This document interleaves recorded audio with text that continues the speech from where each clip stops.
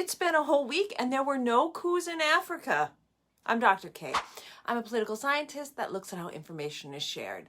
And the recent coups in Gabon and Niger are making some leaders in Africa who fear threat to their power appoint some new military heads. But why is this even happening?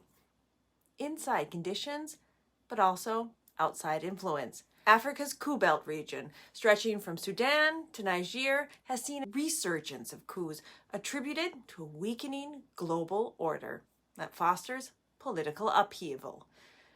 It wasn't always like this. There was a decline in coup attempts in Africa in the early 1990s and early aughts. And then about 15 years ago, factors like state fragility and weak economic development were pointed out as the reasons for increasing coup attempts. Factors that, unfortunately, weren't new. They also existed during the post-Cold War period. What is new, and is often being overlooked, is the changing global order. The United States is more focused on its competition with China, and its efforts to promote democracy in Africa have waned. The call is also coming from inside the House, with inconsistent enforcement of the African Union's anti-coup rules, some say due to the influence of powerful member states.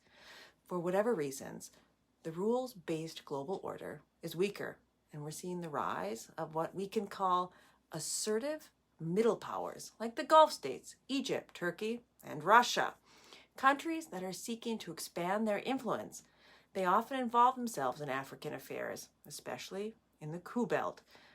Out of the rivalry with the West, Russia is trying to reduce European, especially French, influence in the region. The Middle East and Russia provide political, financial, and security support to coup leaders, which can have a huge impact on these power struggles. Of course, African leaders recognize the changing global order, and they're welcoming new partners beyond their traditional ones. And predicting how the international community will react is an important part of a coup strategy.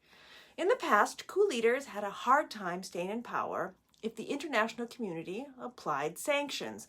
Now, with the new players, the US and Europe can't use incentives and penalties as effectively as in the past.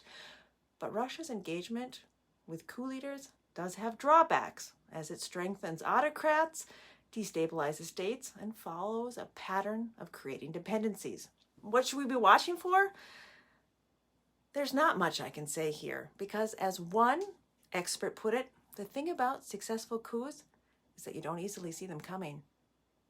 Do you feel better informed? I'm Dr. K.